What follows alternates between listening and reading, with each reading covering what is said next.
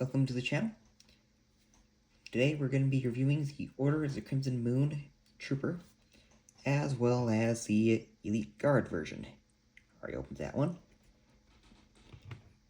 but not opened this one. So, let's begin.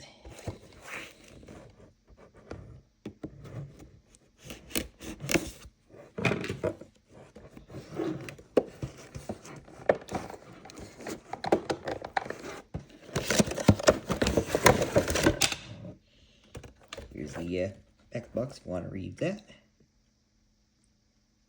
Let's see. Here we go. Alright. First up, here's the accessories, a bit of tape.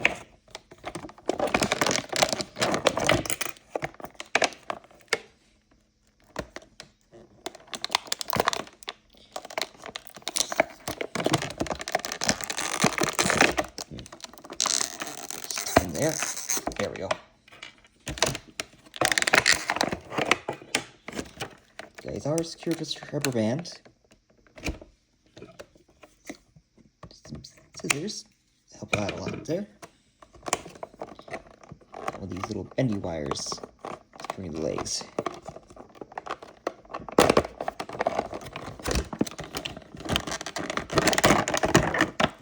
And he's out.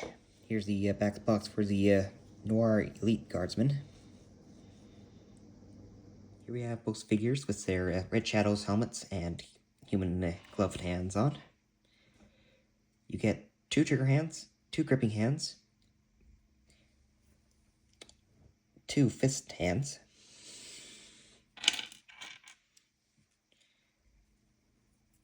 two open hands,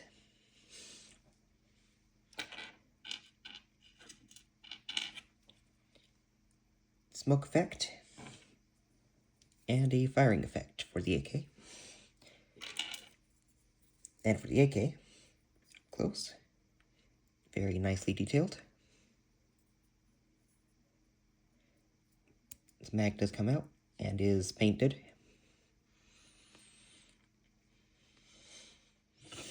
Now, getting up close view at the red one. Looking very nice. I do have some defects on the helmet, like the paint bubbled there. I can see if I can get a replacement for that.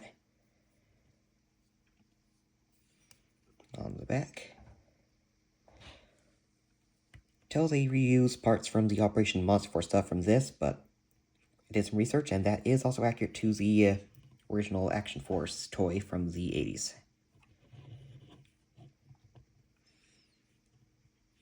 Alright. As for the one in black, he's got a different vest on, but otherwise, looks about the same.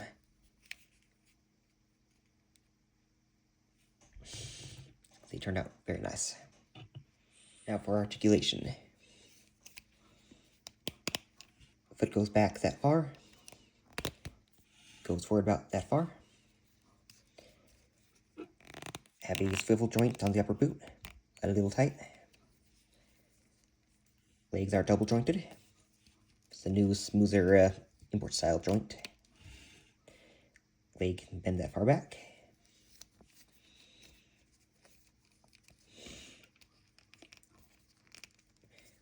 Legs be split out about that far. The skirt does get in the way a little bit. Let's just that real quick. There we go.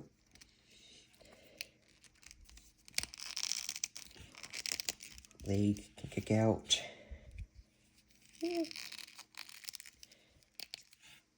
get good range out of it, but skirt does get in the way a little bit. Moving back. A little bit, not a lot. Skirt is a separate piece from the upper shirt. Just get that back into alignment. That's kind of bug me if it's not. The torso can rotate independently of the skirt. Ab crunch exists. Doesn't go very far. Same for going backwards. Okay. Arms can rotate 360. Got a bicep swivel, also a little tight. More of the import style joints, double jointed. Really good bend there.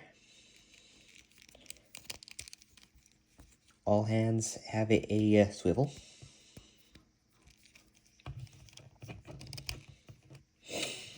Neck, ball joint at the base, ball joint up top, and this one off. There is a small joint there. If you want to just look a little bit further down without moving the neck. Not bad for a basic trooper. Those who are aware of the old Action Force figures, you know that the troopers came with a rocket launcher, so I give this guy the Falliverse rocket launcher for the moment. Their hands have good grip, but aren't super stiff.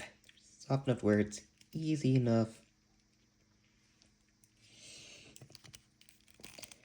Get them hold at both their own accessories and accessories from other lines. Like so.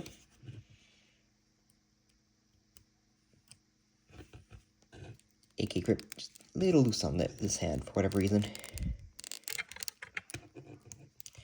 The other one held it a lot better when I was testing it. I need to use some hot water just a little bit, but not the worst.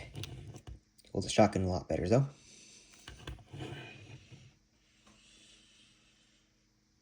As I get into the size comparisons, I think it'd be good to explain what the red shadows are.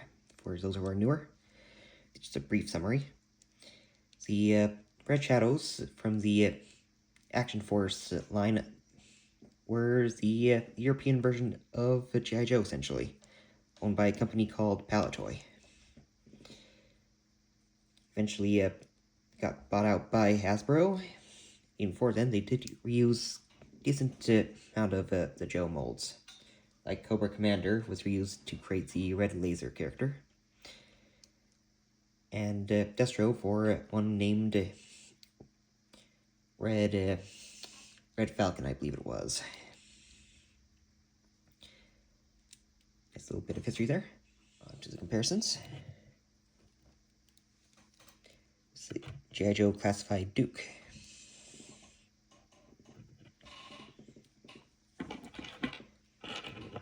Classified Cobra Soldier.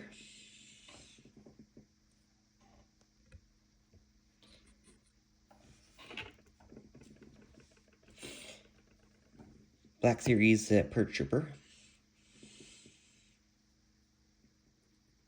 Don't realize how small Black Series are compared to other lines to compare them. One of the Fexed Hobby Acid Rain figures. Really nice together.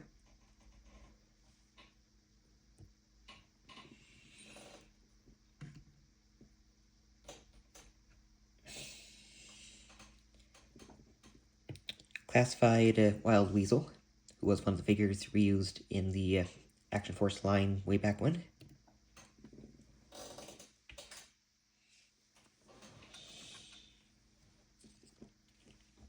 Joy Toy Space Marine.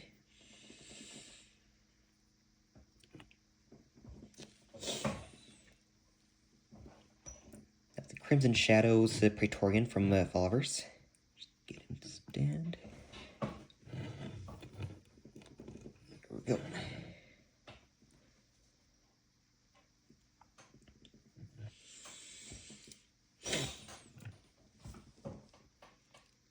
And a Delta Red from the Operation Monster Force line.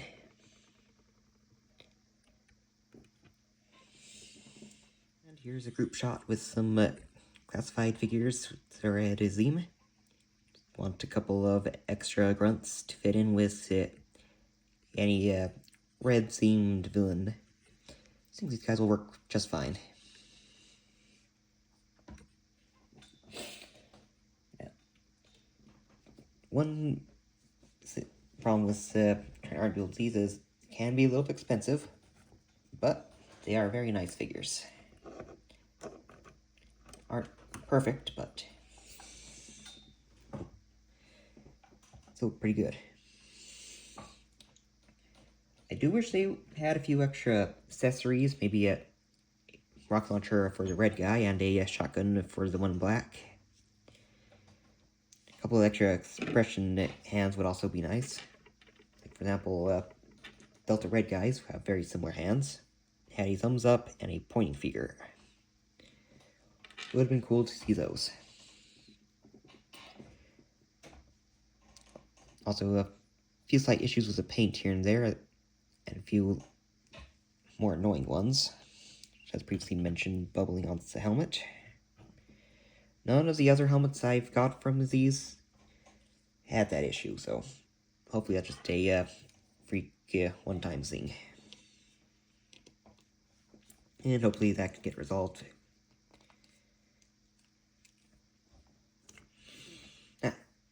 Final rating, I will give these guys a 7 out of 10. Very nice army builders. Decent amount of posability. Just nothing too crazy, but for an army builder, you don't really have to be. They get some of these on Big Bad Toy Store right now. And next up, we shall be reviewing the Exterminator, aka Red Laser. Have a good one, and see you later.